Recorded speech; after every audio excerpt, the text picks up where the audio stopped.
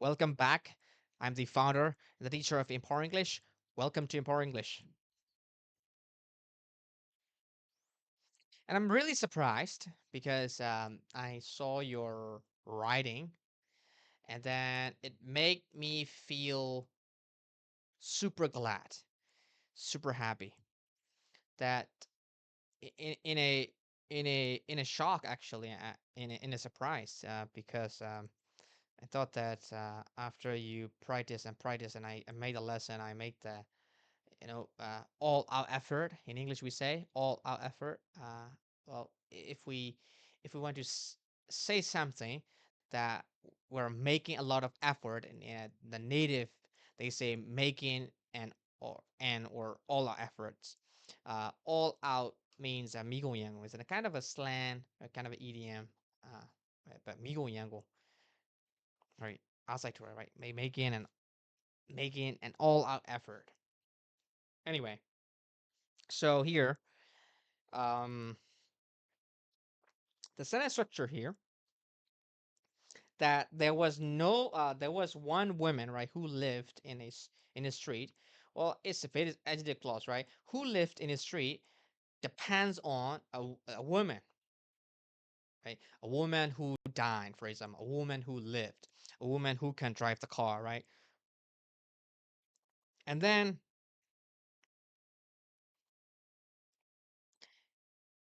a woman he did not like, for example, right? And it's kind of a adjective clause. Some people call um, relative clause. And all right, let's keep going. And then I must know what you want it for, or I must know why you want that. I must know what you want that for. Sometimes we can make the question like, uh, what do you need that for? What do you need that for means why do you want that? So that is the difference. All right, there's another one actually. Um, do you think I would have come here to get yours? So why? Why did she say like this in the story? Well, the reason that I would have come would uh basically I don't want to just use Burmese definitions translation, so I will make you enlighten, right? Like a C, the point here. Um, in the story, there's not much vocabulary actually because I made it happen like this. I made it up because I just want you to feel sometimes their real English, right, is spoken differently without new words sometimes. Anyway, so I would have come here means she. If you ask me the question that did she really go to him, right? Go over, right? She did that, right? Already happened. That's why she used what she said. Do you think I would have come here? So, which means that she already did that, right? She already did that, and she kind of imagining stuff that would describes uh, not the action that you didn't do yet, but kind of a would happen, right? So I would, now you understand would, and have come here. So she already did that. Do you think that I came here, right? Well, I would have come here to get yours if he had one. So if one of my neighbors had or had gotten this, do you think I would have come here? I would have done this, right? Uh, to be more clear, let me give you an example. If you told me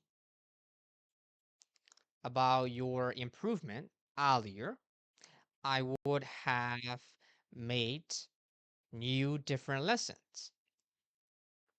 I would have done that if you told me earlier.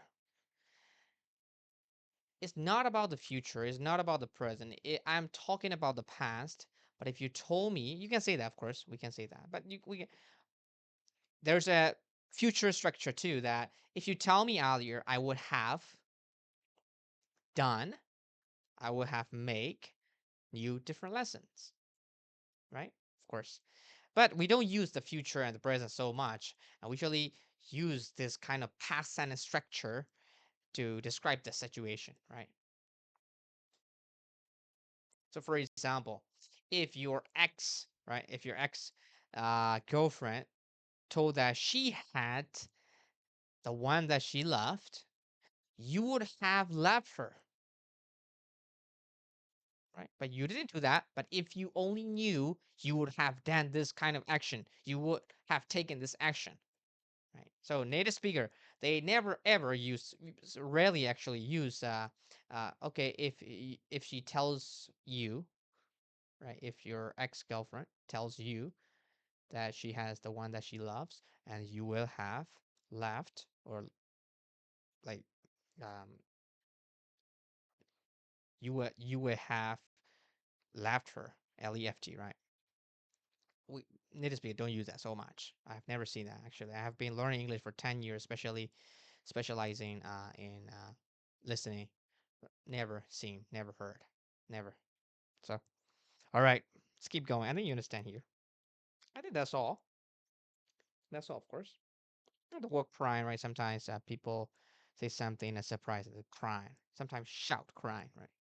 It's not actual crying, uh, but it's kind of crying. Okay, now let me tell you something that in this story, I asked questions. Of course, I told you the story, but you said that you need a POV lesson, but then I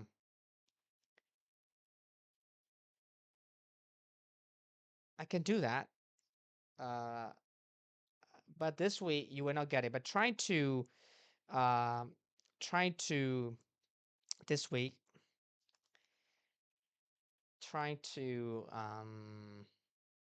think about how you can create your own version about POV. So basically, when I told the story happened in the past. So, but think about it for the present, only for the present. Think about it, not the past because I already did that. Uh, so only for the present. The present would be a combination of the future too, right? The present and the future, right? They go together usually. So when you try to use uh, create a story about the present by using all the same kind of structure, then you need to also add the future one, of course. So good luck with your learning, and bye for now. And I'm very glad and super happy that you have improved tremendously so much. I really like that. And so, um, bye for now.